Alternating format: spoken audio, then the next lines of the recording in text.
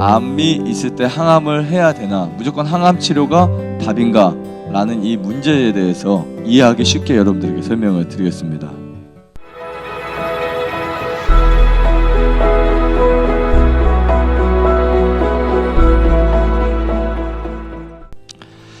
우리가 병원에 가면 그 치료를 받기 위해서 뭐를 하죠? 검사를 하잖아요. 검사를 해서 암이 어디에 어느 정도로, 그것이 이제 조직 검사를 해서 악성인지 양성인지를 이제 분간하죠. 근데 아주 재미있는 사실이 하나 발견되었어요. 일본의 여러 암 전문의들에 의한 발표인데요. 연간 일본에서는 암으로 사망하는 사람들이 31만 명이래요. 그 중에 70~80%가 사실 항암제와 방사선 요법 등으로 목숨을 잃고 있다. 이런 기사가 있어요. 여러분 심각하지 않나요? 암으로 인한 사망자가 31만 명 중에서 70~80%가 대증요법들, 항암치료, 수술, 방사선요법 이런 것 때문에 죽는데요. 깜짝 놀랄 만한 일이죠. 그렇죠? 정말 우리가 이런 사실을 정확히 알고 있어야 되는데 대부분 사람들은 간과하고 그냥 살아갑니다. 그런 기사가 있었어요.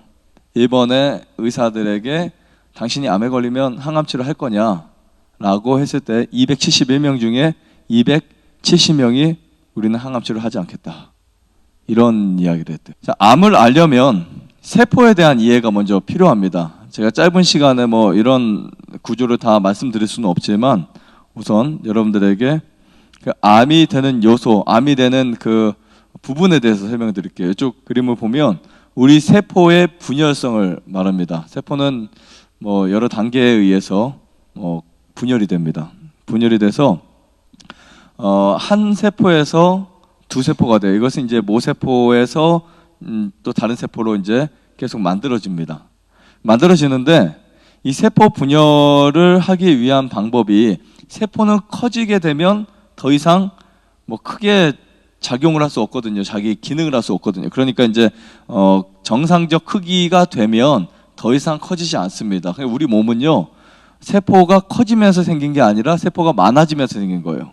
이해하시겠죠? 그러니까 우리 몸의 세포가 이렇게 늘어나면서 몸에 머리도 생기고 코도 생기고 눈도 생기고 이렇게 여러 체세포가 생긴 거예요. 정상 세포들의 이 규칙적인 부분을 보면 그 세포마다 특성이 있지만 세포의 크기와 세포의 분열 속도와 분열 능력이 다 있어요. 근데 어떤 세포들은 분열을 많이 해야 될 필요가 있고 어떤 세포들은 분열을 중단해야 될 세포들이 있어요. 이걸 이제 정상 세포 작용이라고 보통 말합니다. 근데 이제 비정상 세포, 즉 이 암세포들의 형성들을 가만히 보면요, 이 세포의 삶 주기를 벗어나 버려요. 대단한 문제입니다. 그러니까 정상적으로 우리는 세포의 삶 주기 안에서 내 몸이 살아가고 있는 거예요.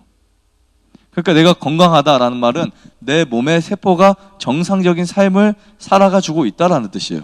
그런데 내가 갑자기 문제가 생겼다, 이 말은 뭐냐면 그 세포의 삶 주기가 벗어나졌다, 이런 뜻입니다. 그럼 세포의 아토포시스라고 하는 말은 뭐냐면 정상적인 세포가 노화가 되거나 세포의 어떤 일정 시간이 되면 반드시 죽어야 돼요. 없어져야 됩니다. 그리고 나서 또 다른 세포가 교체가 되죠. 네, 이 연속이 우리 몸이거든요. 그런데 분명히 얘는 죽어야 될 시간과 죽어야 될 그 때에 죽지 않으면 이 세포가 어떻게 된다고요? 이런 세포가 암세포가 돼요. 그렇게 해서 이제 이 세포가 비정상적으로 이제 번식을 합니다. 이걸 이제 그 세포 분열이라고 해요. 암세포 분열. 암세포 분열이 하나에서 두 개, 두 개에서 네 개, 네 개에서 여덟 개, 똑같이 정상 세포와 마찬가지로 분열 속도는 분열 방식은 똑같아요. 그러나 분열 속도가 굉장히 많아요. 그것이 혈관을 타고 돌아다닙니다. 또 그리고 또 암의 이 암세포의 특징을 보면 어떤 특별한 먹이가 없어도 성장하는 요인으로 밝혀졌어요. 특별한 먹이가 없어도. 그러니까 우리는 암이 암이 좋아하는 거 물론 있습니다. 있지만 암 성질에 따라서 어떤 암은 그냥 막 커지는 암들이 있어요. 네. 그러니까 이렇게 시간이 막 한 달밖에 안 됐는데 암이 10cm, 20cm 커졌다. 이런 경우들도 있는 것을 보게 돼요. 유전자의 문제가 이제 생기고 변이가 생깁니다. 이 암세포가 그 자라기 위해서 굉장히 많은 활성산소의 작용과 그 다음에 또 이런 비정상적인 세포의 삶 주기를 통해서 암은 빠르게 증식을 합니다. 그래서 우리가 생각하는 것 이상으로 암이 자라는 속도는요, 놀라울 정도예요. 현대인들의 이 치명적 실수를 제가 하나 가져와 봤는데요. 그게 세 가지. 우리가 지금 갖고 있는, 많은 환우분들이 갖고 있는 치명적인 실수, 이 문제에 대해서 제가 좀 설명을 드릴게요. 자, 보통 우리는 내 몸에 덩어리, 고형 암만 없으면 암이 없다고 생각하고 살아갑니다. 그래서 항암법을 하는 이유가 암 세포를 죽이기 위해서, 아니면 남아있는 암들을 없애기 위해서 항암 치료를 한다 그래요.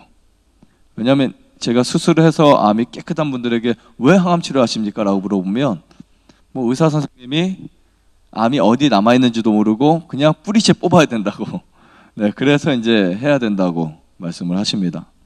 굉장히 저는 이거에 동의할 수 없는 문제예요.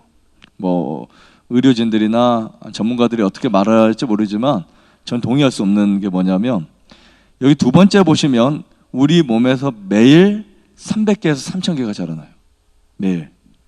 그러니까 예방암도 있다는, 예방항암요법도 있다는 거죠. 그러니까 몸에서 매일 300개 내지 3000개, 뭐 수천 개가 암세포가 매일 우리 몸에 자라난다고요. 매일 형성이 돼요. 조건이 있어요. 자라날 수 있는 조건들. 그러니까 사실은 다 멀쩡한 사람 같지만 어떤 환경과 조건만 딱 안 맞거나 유전자가 바뀌면 그 사람도 뭐가 될 수 있다? 암 환자가 될 수 있는 요지가 있다는 거예요.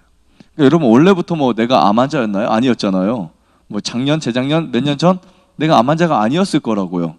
나도 똑같은 정상적인 삶을 살았고, 뭐 내가 고기 먹을 때 옆에 있는 사람도 먹었었고, 내가 술 마실 때 옆에 있는 사람도 마셨고, 내가 스트레스 받을 때 뭐 남편, 뭐 부인 다 받았을 거 아니에요.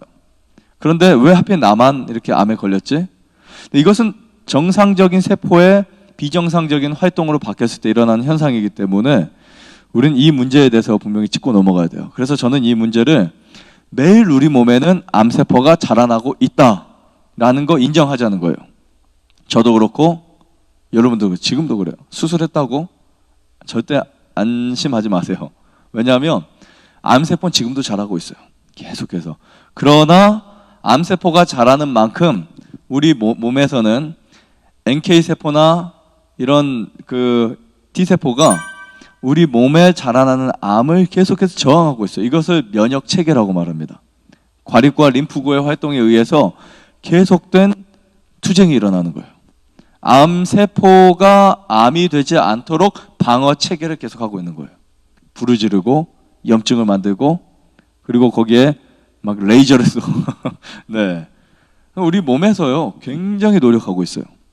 그런데 그 원리를 벗어나는 치료가 사실은 항암치료고요. 왜냐하면 항암치료 자체는 암세포만 죽이는 게 아니라 사실은 정상세포도 죽입니다. 절대로요 암세포만 죽이는 치료는 사실 없습니다. 암세포만 타격받지 않아요. 여기 1번 보시면 자신의 몸 안에 수만 개의 암세포가 있다는 사실을 모르고 살아가요. 대부분의 현대인들이 내 몸속에 수만 개의 암세포가 있구나, 이것을 모릅니다. 그러니까 항상 있어요. 걔네들이 있다가 어떠한 환경과 잘못된 라이프 스타일과 유전자의 변이에 의해서 딱 암이 걸리는 거예요. 그러니까 3개월 전에 암 검사를 했을 때 암이 없었는데 암이 생긴 게 그런 거거든요. 뭐 암이 숨었다가 그 큰 게 어디 숨었겠어요. 생각을 해보세요. 저는 저번에 제가 상담했던 분 중에 한 분이 억울하다는 거예요. 왜냐하면 3개월 전에 분명히 자기는 암 검진, 종합 검진 다 해서 간에 암이 없는 걸로 확인되었는데 3개월 후에 검사를 해보니까 암이 7점 몇 cm, 8cm 가까이 되는 암이 있었대요. 근데 3개월 만에 8cm가 그 전에 어디 숨어 있었나요? 자란 거예요. 자란 거라고요. 조건이 맞으면, 네, 몸이 조건을 맞춰주면 암은 그렇게 빨리 자랍니다. 암은. 자, 세 번째 보면 치명적인 우리들이 갖고 있는 실수를 보면 항암 치료를 하면 암이 없어진다고 생각을 해요. 굉장히 잘못된 표현입니다. 왜냐하면 항암 치료는 암을 줄어들게 할 수 있지만 근본적으로 암을 없애는 치료는 아니에요. 근본적으로 암을 싹 사라지게 하는 치료가 아니라, 사실 항암 치료 자체는 지금 현존에 있는 암을 그냥 없애버리는 것처럼 보일지라도 또 다른 부분에서 암이 생길 수 있도록 그것을 유도하는 발암 물질입니다. 좋아요, 구독 눌러주세요. 눌러주세요.